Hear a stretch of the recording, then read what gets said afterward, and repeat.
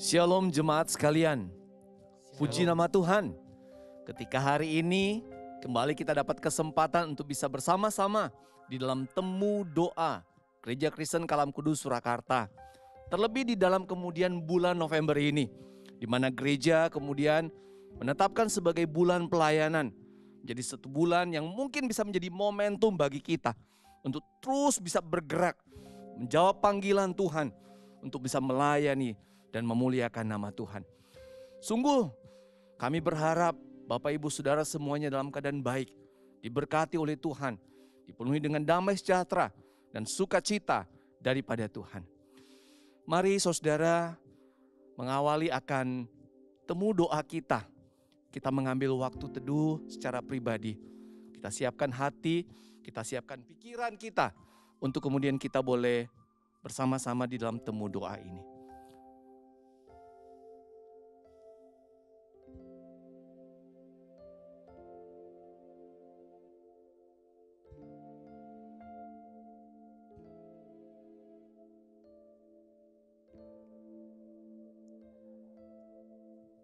Bapa di dalam sorga, terpujilah Engkau ya Tuhan kekal selamanya. Kami mengucap syukur karena Tuhan begitu mengasihi kami. Hari-hari hidup kami tidak pernah Tuhan tinggalkan. Damai sejahtera-Mu dan sukacita-Mu senantiasa boleh kemudian ada bagi hati kami, bagi pikiran kami. Terlebih dalam kondisi mungkin ketika kami sedang diperhadapkan dengan pergumulan, dengan masalah. Sungguh Tuhan kami mengucap syukur. Kalau saat ini kembali Engkau memberikan kami kesempatan bersekutu dengan Engkau Tuhan. Di dalam temu doa ini. Tuhan, inilah kami anak-anak-Mu. Kami siap untuk kemudian menikmati kasih karunia-Mu ini Tuhan.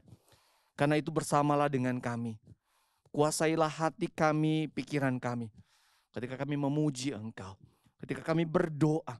Terlebih ketika nanti kami mendengarkan firman-Mu. Terima kasih Bapa. Terpujilah Engkau. Pimpinlah ya Tuhan kiranya temu doa ini sampai selesainya. Nama Tuhan sajalah yang dipermuliakan. Di dalam nama Tuhan Yesus kami berdoa, kami mengucap syukur. Amin. Bapak Ibu Saudara yang kasih oleh Tuhan, sungguh satu sukacita yang besar ketika kembali kita boleh mengingat, kita boleh bekerja di ladang Tuhan, bekerja untuk melayani Tuhan, bekerja untuk kemudian mengerjakan karya-karya keselamatan yang sudah Tuhan anugerahkan kepada manusia. Mari saudara bersama kita angkat satu pujian yang berkata, kerja buat Tuhan terlalu manis. Mari Bapak Ibu Saudara sambil bertepuk tangan kita kemudian boleh memuji Tuhan kita. Kerja buat Tuhan terlalu manis, biar pikul salib terlalu manis. Ayo kerja buat Tuhan sungguh senang-senang, dipanggil Tuhan terlalu manis. Serahkan diri ke ladang Tuhan saudara, serta Tuhan terlalu manis. Kerja buat Tuhan terlalu manis, biar pikul salib terlalu manis. Ayo kerja buat Tuhan sungguh senang-senang, dipanggil Tuhan terlalu manis. Serahkan diri ke ladang Tuhan saudara, serta Tuhan terlalu manis. Ayo kerja, ayo kerja buat Tuhan sungguh senang-senang, dipanggil Tuhan terlalu manis. Serahkan diri ke ladang Tuhan saudara, serta Tuhan terlalu manis. Serta Tuhan terlalu manis. Tunggu saudara, terlalu manis untuk kemudian melewatkan kesempatan bisa melayani Tuhan kita yang sudah lebih dulu melayani kita dengan begitu luar biasanya. Bapak Ibu Saudara yang dikasihi oleh Tuhan, Tuhan kita adalah Tuhan yang setia. Ketika kita diperhadapkan dengan kesetiaan Tuhan, seringkali kita tidak bisa berkata apa-apa. Tapi di sini kemudian Tuhan mau membawa kita terus berjuang. Bukan berdasarkan kekuatan kita, tapi berdasarkan kesetiaan Tuhan. Ada waktu di mana kita memang lemah. Tapi di situ Tuhan berkata, mari datang kepada Dia. Dia akan memberikan kekuatan kepada kita. Mari Bapak Ibu Saudara, kita siapkan hati kita, pikiran kita untuk berdoa. Dengan mengingat, Bapa, Kau setia. Bapa, Kau setia. Bapa, Kau mulia.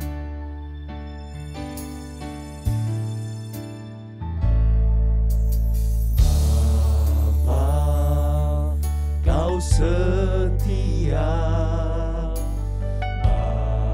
Bapa, Kau mulia. Tenanglah jiwaku, aman bersamamu.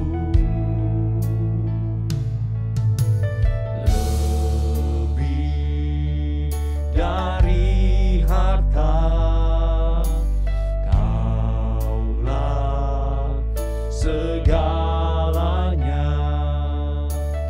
Tenanglah jiwaku dalam hadirat-Mu. Kau tunjukkan kasih setiamu. Kau menyediakan yang ku perlu. Kau setia, Kau mulia, dulu, sekarang, dan selamanya. Kau tunjukkan kasih setiamu. Kau menyediakan yang ku perlu. Kau setia, Kau mulia, Bapa, Kau setia. Lebih dari harta, Kaulah segalanya ya Tuhan. Lebih dari harta, Kaulah segalanya. Tenanglah jiwaku dalam hadirat. Kau tunjukkan kasih setiamu Tuhan. Kau tunjukkan kasih setiamu. Kau menyediakan yang ku perlu. Kau setia, Kau mulia, dulu, sekarang, dan selamanya. Kau tunjukkan kasih setiamu. Kau menyediakan yang ku perlu. Kau setia, Kau mulia, Bapa, Kau setia. Jemaat sekalian, mari kita masuk di dalam beberapa pokok doa kita.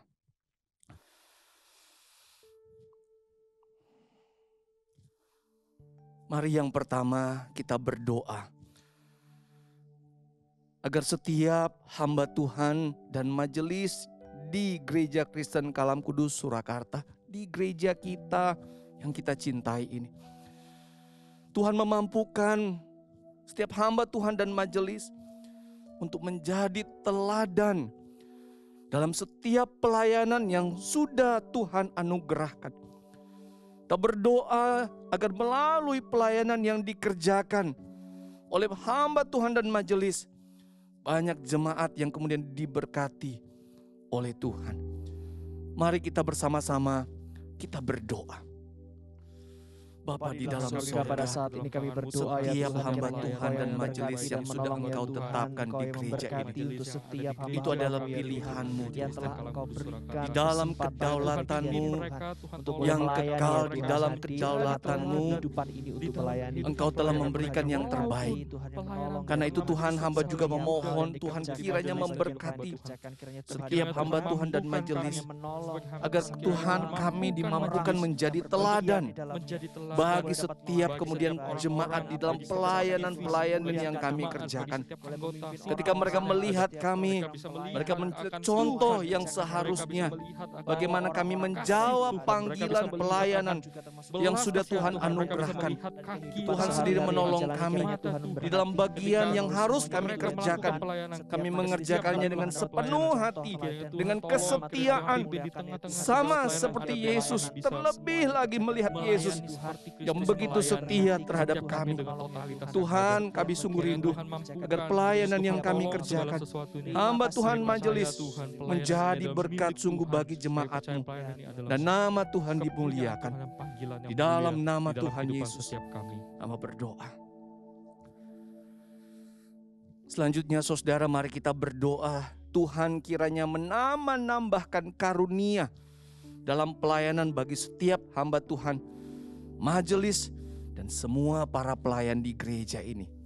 Mari kita berdoa.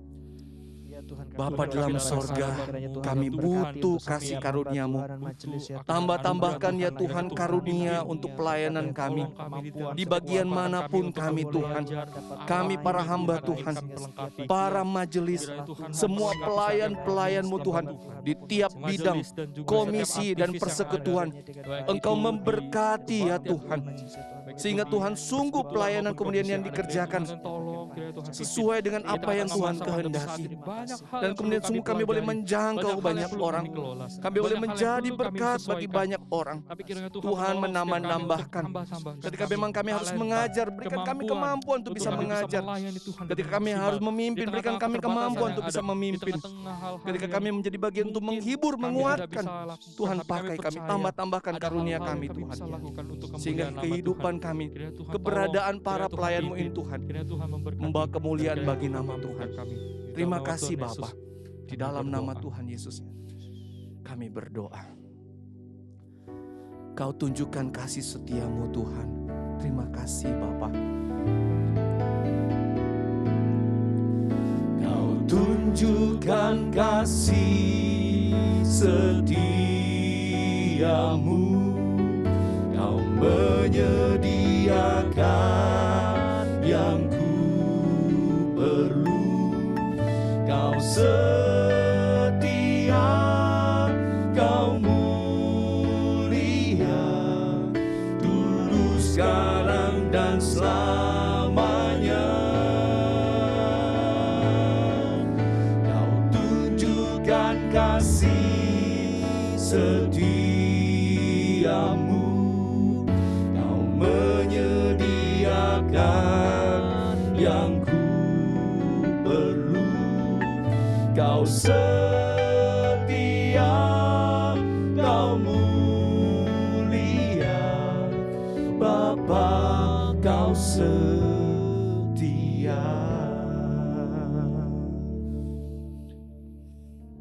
Mari jemaat sekalian, saat ini kita berdoa untuk kehidupan kita secara pribadi.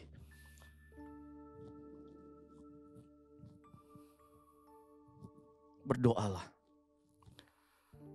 Ingatlah firman Tuhan.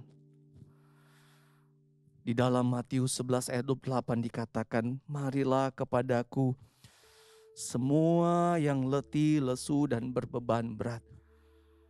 Aku akan memberi kelegaan kepadamu.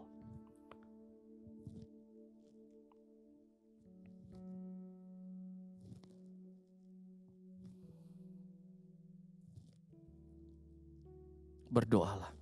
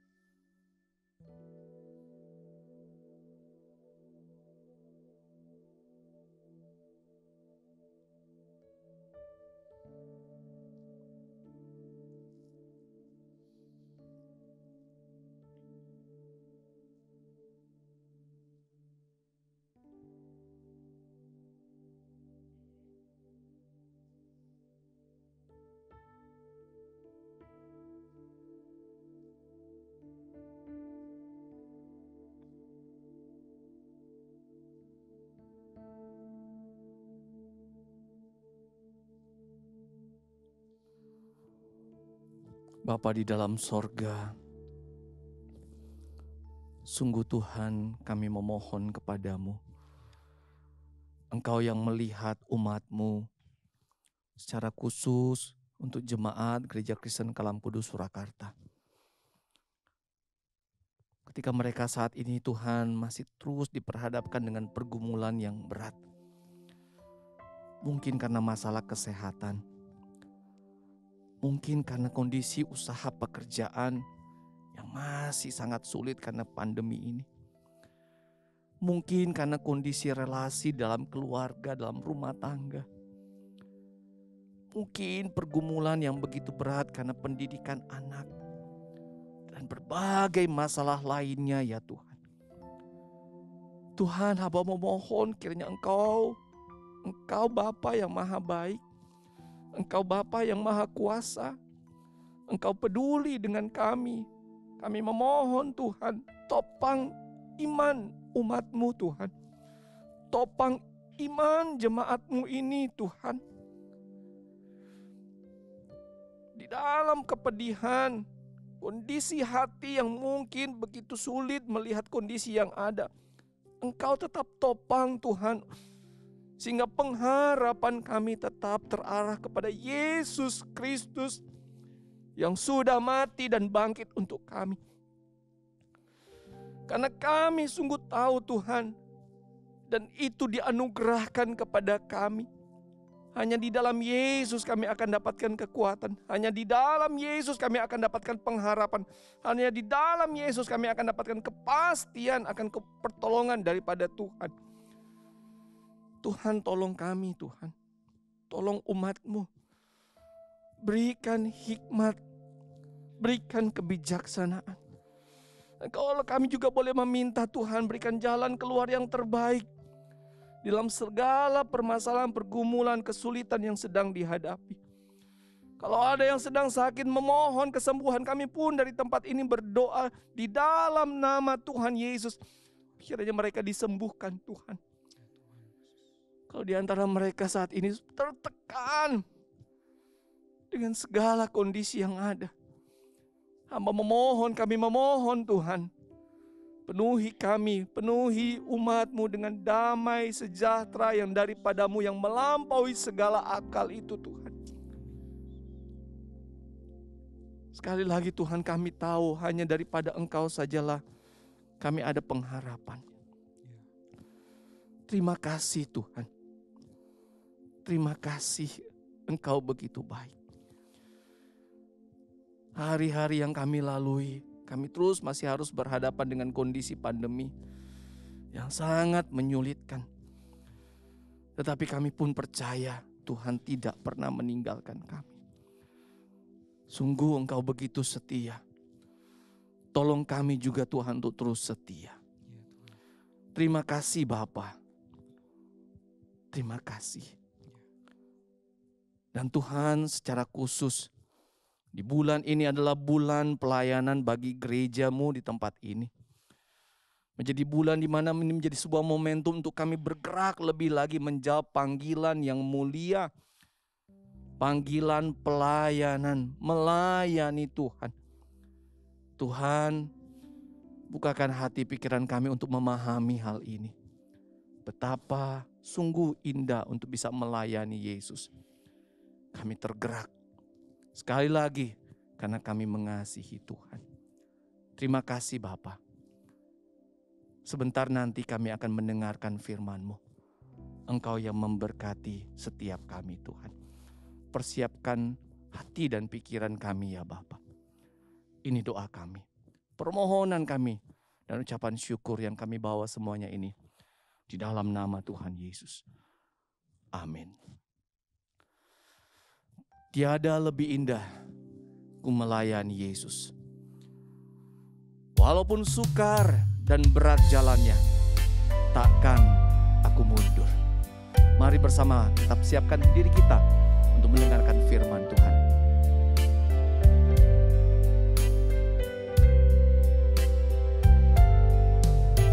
Tiada lebih indah ku melayani Yesus. Walaupun berat jalannya, takkan aku mundur sebelum berakhir hidupku, karena aku tahu apa arti hidupku.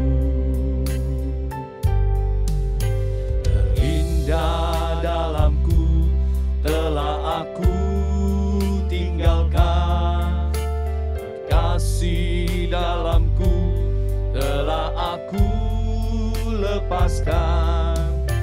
Asal hati Yesus merasa senang selamanya, karena aku tahu apa arti hidupku. Ku melayani Yesus, itu terlebih dari semua. Ku melayani Yesus, itu terlebih dari semua. Terindah dalamku telah aku tinggalkan. Terindah dalamku telah aku tinggalkan, terkasih dalamku telah aku lepaskan.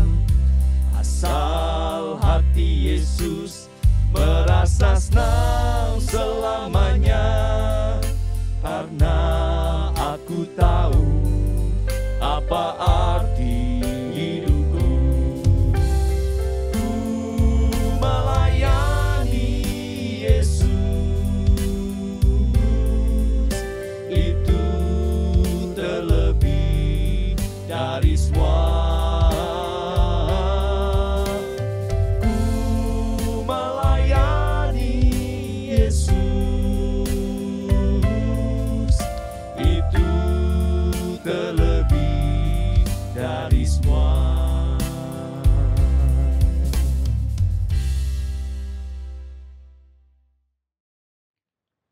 Shalom Bapak Ibu Saudara sekalian, mari bersama-sama sebelum kita mendengarkan kebenaran firman Tuhan, kita mengambil waktu untuk berdoa. Mari kita berdoa. Bapak yang baik, terima kasih untuk kesempatan di mana kami boleh menjalani hari-hari kami bersama dengan Engkau. Terima kasih ya Tuhan, kalau malam hari ini kami juga boleh mengikuti temu doa. Tuhan, biarlah kiranya firman yang akan kami dengarkan saat ini boleh menjadi firman yang tertanam di dalam hati kami dan bertumbuh hari demi hari, dan kami boleh melakukannya di dalam kehidupan kami, terkhusus di dalam kehidupan pelayanan kami sebagai jemaat Tuhan. Terima kasih ya Tuhan, di dalam nama Yesus kami menyerahkan waktu ini dalam tangan-Mu. Kami menyerahkan waktu ini, biarlah boleh menjadi waktu di mana Engkau sendiri yang berbicara. Dalam nama Yesus kami berdoa. Amin. Bapak Ibu Saudara yang terkasih di dalam Tuhan, tema temu doa pada malam hari ini adalah perspektif seorang pelayan, melayani dengan sukacita. Bapak Ibu, sebelum saya lebih jauh, saya ingin menampilkan sebuah gambar. Ini adalah gambar seorang pemain sepak bola di era tahun 2000 sampai 2010. Dia itu sangat terkenal sekali ya. Orang ini bernama Adriano, seperti itu. Dia adalah pemain sepak bola asal Brasil yang kemudian di dalam karir sepak bolanya dia itu jago sekali bermain bola ya. Dia digadang-gadang menjadi penerus dari Ronaldo. Ronaldonya Brasil ya, yang pada waktu itu membawa Brasil menjuarai FIFA World Cup tahun 2002. Nah, pemain ini sangat hebat sekali sehingga dia bisa bermain di klub sekelas Inter Milan. Orang-orang di dunia sepak bola pada waktu itu menganggap bahwa pemain ini memiliki segalanya untuk menjadi seorang bintang dan superstar. Semuanya berjalan baik-baik saja sampai satu titik dia itu mendapatkan telepon dari kampung halamannya. Dari Brasil, seperti itu. Dan tidak disangka telepon itu ternyata mengabarkan bahwa ayahnya yang dia cintai meninggal dunia. Saudara, apa reaksinya ketika dia mendengar bahwa ayahnya telah meninggal dunia? Sontak dia langsung membanting handphonenya dan dia berteriak sekencang-kencangnya sampai temannya itu menggambarkan bahwa teriakannya itu tidak bisa dideskripsikan di dalam bahasa manusia. Begitu dia itu frustrasinya gara-gara dia kehilangan papanya. Dan nampaknya peristiwa ini membuat dia terpukul. Dan akhirnya dia kehilangan sukacita di dalam menjadi pemain sepak bola. Perlahan-lahan dia kehilangan sukacita dan kemudian dia frustasi. Kemudian mainnya itu menurun, Bapak Ibu Saudara sekalian. Dia mainnya menjadi jelek sekali dan bahkan dia itu mabuk-mabukan setiap malam, seperti itu dikisahkan ya. Dan sampai pada akhirnya dia itu pensiun muda sebagai pemain sepak bola. Karirnya hancur lebur gara-gara dia kehilangan sukacitanya di dalam bermain bola. Bahkan di tahun 2017 dia kedapatan pulang ke Brasil dan dia menjadi member dari salah satu anggota geng yang sangat terkenal di sana. Nah, itulah kehidupan Adriano. Sekarang dia sudah tidak ada lagi di dunia sepak bola internasional. Saudara, di sini kita melihat bahwa sebenarnya Adriano punya potensi untuk menjadi bintang, mainnya bagus. Tetapi dia kehilangan sukacita di dalam dia menjalani apa yang sebenarnya dia sukai, yaitu bermain bola. Dan efek dari hilangnya sukacita ini begitu besar. Dia kehilangan seluruh karirnya sebagai pemain sepak bola. Bapak Ibu Saudara sekalian, di dalam kehidupan kita pun juga sama. Ketika kita menghadapi hal-hal yang mungkin di luar kebiasaan, kita menghadapi sesuatu yang mungkin berat, kita seringkali kehilangan sukacita kita. Dan kita menjalani hidup kita tanpa sukacita. Apalagi di dalam pelayanan kita, Bapak Ibu Saudara sekalian.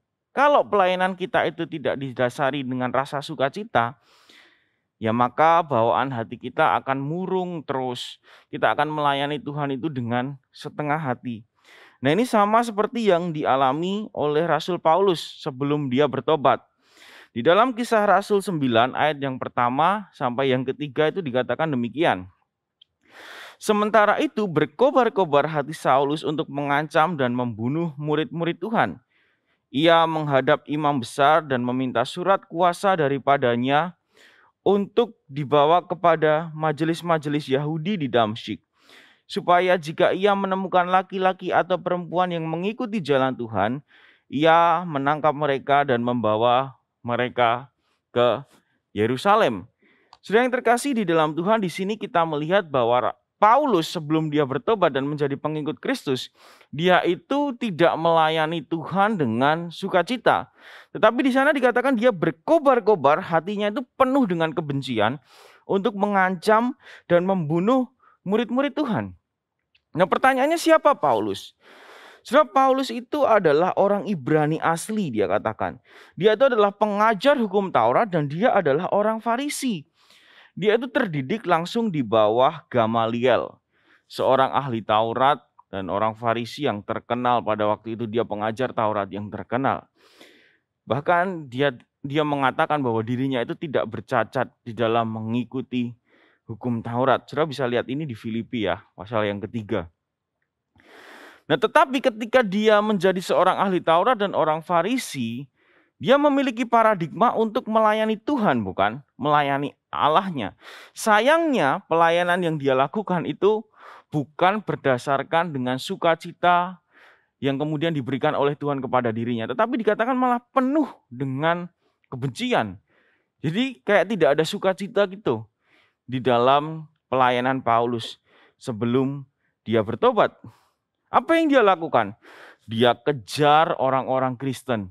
Dia kejar orang-orang yang kemudian percaya kepada Tuhan Yesus. Hatinya itu penuh dengan kebencian kepada mereka. Saudara, apakah pelayanan yang seperti ini yang disebut sebagai pelayanan kepada Allah? Tentu saja tidak. Paulus sendiri mengakui bahwa apa yang dulu dia lakukan itu sebenarnya adalah sesuatu yang tidak benar. Tetapi kita tahu Bapak Ibu Saudara sekalian, pada satu waktu Saulus ini kemudian dipanggil oleh Tuhan. Di dalam perikop yang sama, Kisah Rasul pasal yang ke-9, nanti Bapak Ibu bisa baca sendiri. Di sana dikatakan bahwa Rasul Paulus itu bertemu langsung dengan Tuhan. Dan sejak hari itu Bapak Ibu saudara sekalian, kehidupan Rasul Paulus itu menjadi berubah. Dia adalah seorang yang awalnya membenci Tuhan, menjadi pengikut Tuhan. Dia kemudian mulai belajar tentang kebenaran firman Tuhan. Dasarnya pengetahuan tentang Allah itu dia kembangkan hari demi hari. Lalu ketika selang 3 tahun, kira-kira ya, Rasul Paulus ini kemudian memutuskan untuk menjadi pelayan Tuhan. Ketika Rasul Paulus itu melayani Tuhan, tentu dia tidak selalu mendapati kemudahan demi kemudahan. Justru sebaliknya, apa yang dia alami di dalam pelayanannya kepada Tuhan adalah sesuatu yang susah, yang seringkali ada di depan matanya. Termasuk salah satunya ketika Rasul Paulus itu hendak pergi ke daerah Makedonia. Kita tahu bersama-sama di Kisah Para Rasul pasal yang ke-16 dijelaskan bahwa Rasul Paulus mendapatkan sebuah penglihatan di mana ada orang Makedonia yang kemudian melambai-lambai meminta pertolongan seperti itu. Dan dia bersama dengan tim kemudian memutuskan untuk pergi ke daerah Makedonia. Tetapi ketika dia sampai di Makedonia, apa yang dia dapatkan? Apakah dia melayani dengan begitu mudah? Ternyata tidak, Bapak Ibu Saudara sekalian. Justru di kota Makedonia itu dikatakan Paulus itu disesah. Dan setelah disesah, dia itu dimasukkan ke dalam penjara, Bapak Ibu, bersama dengan salah satu kawannya, yaitu Silas. Nah, menarik sekali ketika berada di dalam penjara ini, kemudian apa yang Rasul Paulus lakukan? Apakah Rasul Paulus ketika dia berada di dalam penjara ini kemudian bersungut-sungut kepada Tuhan dan berkata, "Tuhan, bagaimana sih? Kan aku mau melayani Engkau. Aku sudah memberikan diriku. Tetapi kok malah aku mengalami keadaan yang tidak menyenangkan?" Apakah Rasul Paulus di dalam penjara itu kemudian putus asa dan berkata kepada Tuhan, "Tuhan, ya sudahlah, aku tidak usah ikut Engkau lagi. Sebentar lagi aku akan bilang kepada kepala penjara bahwa saya menyangkal Engkau dan supaya saya dibebaskan." Apakah seperti itu yang Paulus lakukan di dalam penjara itu? Sudah, ternyata tidak. Di dalam penjara, Rasul Paulus dan Silas itu melakukan sesuatu yang tidak lazim bagi para tahanan pada waktu itu. Karena mereka dikatakan di dalam Kisah Para Rasul 16 ayat yang ke-25, kira-kira tengah malam, Paulus dan Silas berdoa dan menyanyikan pujian kepada Allah, dan orang-orang hukuman yang lain mendengarkan mereka.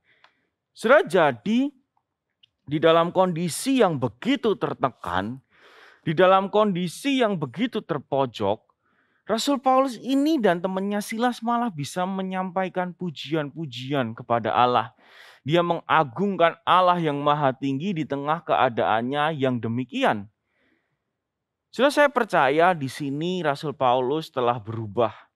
Yang awalnya dulu sebelum kenal Tuhan, itu motivasi pelayanannya adalah dengan kebencian terhadap orang-orang Kristen. Tetapi sekarang ketika Rasul Paulus itu sudah menjadi percaya dan melayani Tuhan, dia melayani Tuhan dan melayani jemaat Tuhan dengan penuh sukacita. Memang tidak secara eksplisit langsung dikatakan di dalam bagian ini. Tetapi melihat scene atau kejadian ini, kita bisa menyimpulkan bahwa ada sukacita yang dialami oleh Rasul Paulus dan Silas, meskipun mereka berada di dalam kondisi yang tidak menyenangkan. Buktinya mereka masih bisa menyanyikan pujian kepada Allah. Saya percaya pujian yang dinaikkan itu bukan pujian yang sifatnya kepada dirinya, tetapi memang benar-benar pengagungan kepada Allah. Sudah luar biasa ya, melihat perubahan yang dialami oleh Rasul Paulus. Nah, kemudian kita harus bertanya, dari mana datangnya sumber sukacita Rasul Paulus ini di dalam melayani Tuhan? Saudara, di dalam perenungan saya menemukan bahwa memang Rasul Paulus ini adalah orang yang mengerti dengan benar tentang kasih karunia yang telah diberikan Allah kepada dirinya.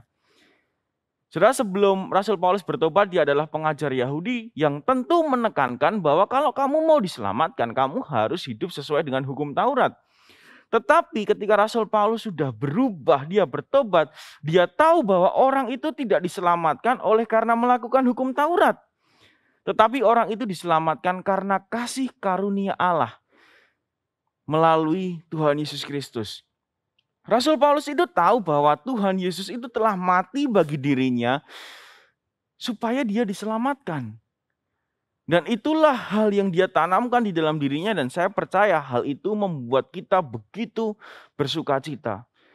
Saudara yang terkasih di dalam Tuhan, ketika seorang tahanan itu tahu bahwa besok dia akan diberikan remisi, dia bisa keluar bebas dari tahanannya. Apa yang kemudian menjadi respon dari orang itu? Apakah orang itu akan murung? Apakah mukanya akan bersedih karena dia mendapatkan remisi? Tentu tidak. Dia akan bersukacita karena dia tahu besok dia akan bebas nih. Nah, Rasul Paulus pun sama. Dia tahu bahwa dia diselamatkan dari apa? Dari maut yang mengintai dia. Dan tidak ada seorang pun yang bisa menyelamatkan dia selain Tuhan Yesus. Ketika Tuhan Yesus bersedia untuk mati dan menyelamatkan dia, tentu responnya adalah begitu sukacitanya dia. Dan sukacita yang dari Tuhan inilah yang kemudian menjadi dalam tanda kutip bahan bakar Paulus di dalam melayani. Bapak Ibu ingat enggak? Ketika pertama kali Bapak Ibu itu kenal Tuhan, saya pun juga demikian. Pertama kali kenal Tuhan, merasakan jamahan kasih Tuhan, pertama kali kita tahu bahwa kita diselamatkan dari dosa. Ada sukacita di dalam diri kita dan kemudian efeknya apa? Kita melayani Tuhan. Seberat apapun itu, mau hujan, mau badai, kita terjang. Kenapa? Karena kita tahu bahwa Tuhan itu mengasihi kita, Dia mati buat kita dan itu membuat kita bersukacita. Saudara yang terkasih di dalam Tuhan, itulah yang disebut dengan kasih mula-mula yang kemudian membakar hidup kita sehingga kita bisa melayani Tuhan dengan sukacita. Nah, poin yang kedua Bapak Ibu Saudara sekalian yang bisa saya tangkap dari kisah hidup Rasul Paulus ini adalah selain dia tahu bahwa Allah itu mengasihi dia, Paulus itu juga belajar untuk kemudian mengasihi Tuhan dengan segenap hatinya. Saudara, di dalam kitab Galatia, pasalnya yang kedua, ayatnya yang ke-20, di sana dengan tegas dikatakan bahwa Paulus itu hidup, tetapi bukan lagi dia sendiri yang hidup. Ya, ayatnya dikatakan demikian. Namun aku hidup, tetapi bukan lagi aku sendiri yang hidup, melainkan Kristus yang hidup di dalam aku. Dan hidup yang kuhidupi sekarang di dalam daging adalah hidup oleh iman dalam Anak Allah yang telah mengasihi aku dan telah menyerahkan dirinya untuk aku. Saudara, di sini Rasul Paulus dengan tegas ingin menyatakan bahwa ketika aku hidup, itu aku hidup bukan dengan mau-mauku sendiri. Tetapi hidup yang kuhidupi di dalam daging ini adalah hidup dalam iman oleh Anak Allah yang telah memberikan nyawanya untuk aku. Sudah, dia hidup bukan hidup mengikuti maunya sendiri. Tetapi dia hidup untuk mengikuti mau Tuhan. Atau dengan kata lain di dalam perenungan saya bisa simpulkan bahwa Rasul Paulus ini belajar untuk mengasihi Tuhan Yesus waktu demi waktu. Dia belajar untuk kemudian menempatkan Tuhan Yesus ini sebagai prioritas yang pertama dalam kehidupannya.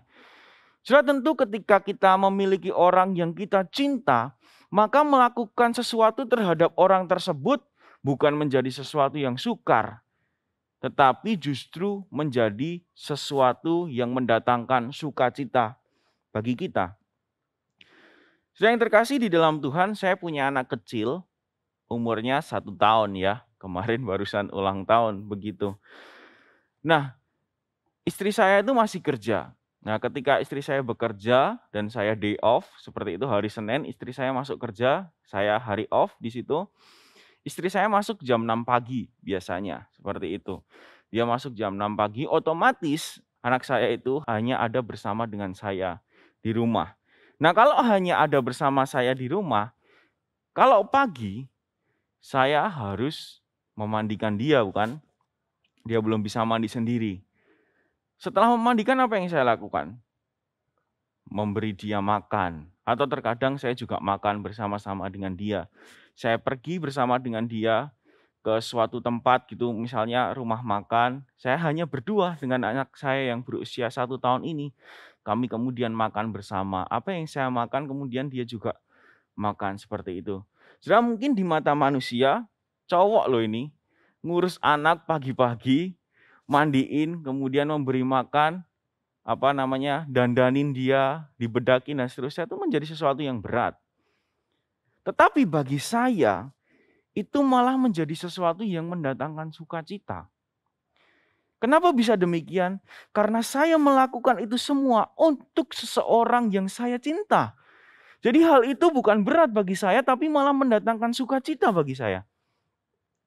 Nah, saya rasa ketika kita aplikasikan di dalam pelayanan, kalau kita belajar dengan sungguh-sungguh bahwa hidup saya adalah hidup untuk Tuhan yang telah mati bagi saya. Kita belajar mencintai Tuhan hari demi hari, maka pelayanan itu bukan menjadi sesuatu yang berat, namun sesuatu yang bisa mendatangkan sukacita bagi setiap kita. Saudara yang terkasih di dalam Tuhan, hari ini kita bersama-sama merenungkan kembali. Apakah di dalam kehidupan kita sebagai seorang pelayan Tuhan, kita sudah melayani Tuhan dengan sukacita? Atau justru sebaliknya, ketika kita melayani karena pelayanan yang kita lakukan begitu banyak, harus kemudian datang ke gereja jam 6 pagi, jadi WL harus latihan, jadi singer harus latihan, jadi apapun itu yang kemudian menyita waktu kita, apakah kita melakukannya dengan sungguh-sungguh bersukacita? Atau malah sebaliknya? Saudara, ketika di dalam pelayanan, saya percaya namanya pelayanan itu tidak akan berjalan selalu mulus. Kita bekerja sama dengan orang yang berbeda latar belakangnya dengan kita, berbeda latar belakang pendidikan, latar belakang keluarga, latar belakang pekerjaan, gender, dan seterusnya. Tentu ketika kita berelasi dengan orang, akan ada kalanya kita saling menyakiti atau disakiti, bukan? Nah, jika itu terjadi di dalam pelayanan kita, apakah kita masih bisa melayani dengan sukacita? Saudara, itulah yang menjadi bahan perenungan bagi setiap kita pada hari ini. Atau mungkin justru ketika kita sudah lama tidak melayani Tuhan karena masa pandemi, kita semuanya dilakukan dari rumah, terus kemudian diminta datang untuk ke gereja, itu menjadi sesuatu yang berat bagi kita dan kita kehilangan sukacita. Kenapa sih harus datang ke gereja? Kan dilakukan secara online bisa. Mungkin kita berkata seperti itu, sehingga kita datang ke gereja itu menjadi sesuatu yang berat bagi kita dan kita kehilangan sukacita. Saudara, mari saat ini kita dengan sadar dan sungguh-sungguh tahu bahwa ketika kita melayani Tuhan, kita harus melayani dengan hati yang bersukacita. Seperti Rasul Paulus tadi. Kita tahu bahwa Allah telah memberikan dirinya bagi kita. Dan oleh keselamatan yang Tuhan beri itu kita bersukacita. Dan kita juga mempertahankan sukacita itu dengan apa? Dengan kita belajar untuk mengasihi Tuhan hari demi hari. Kita belajar hidup bukan mau-mau kita lagi. Tetapi kita hidup bagi Tuhan yang sungguh-sungguh kita cintai. Kiranya firman ini boleh memberkati kita semua. Dan saya mendorong setiap kita untuk boleh bersama-sama saat ini berdoa di hadapan Tuhan.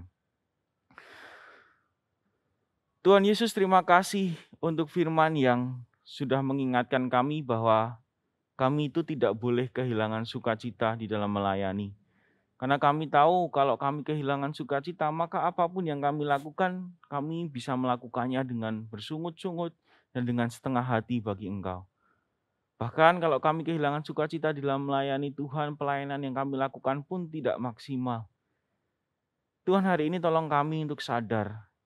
Seperti Rasul Paulus yang dulu ketika dia belum mengenal Engkau, dia melayani dengan penuh kebencian. Dia memburu orang-orang percaya. Tetapi setelah dia untuk mengenal Tuhan, seberat apapun pelayanan yang dia lakukan, dia masih bisa melayani dengan bersukacita. Tuhan, tolong jemaat-Mu untuk boleh memiliki perspektif seorang pelayan, yaitu melayani dengan bersukacita. Terima kasih Tuhan untuk malam hari ini kami menyerahkan seluruh kehidupan kami ke dalam tangan Tuhan. Di dalam nama Yesus kami berdoa dan mengucapkan syukur kami. Amin. Demikianlah temu doa pada malam hari ini. Silakan mengambil waktu saat teduh. Tuhan Yesus memberkati kita semua.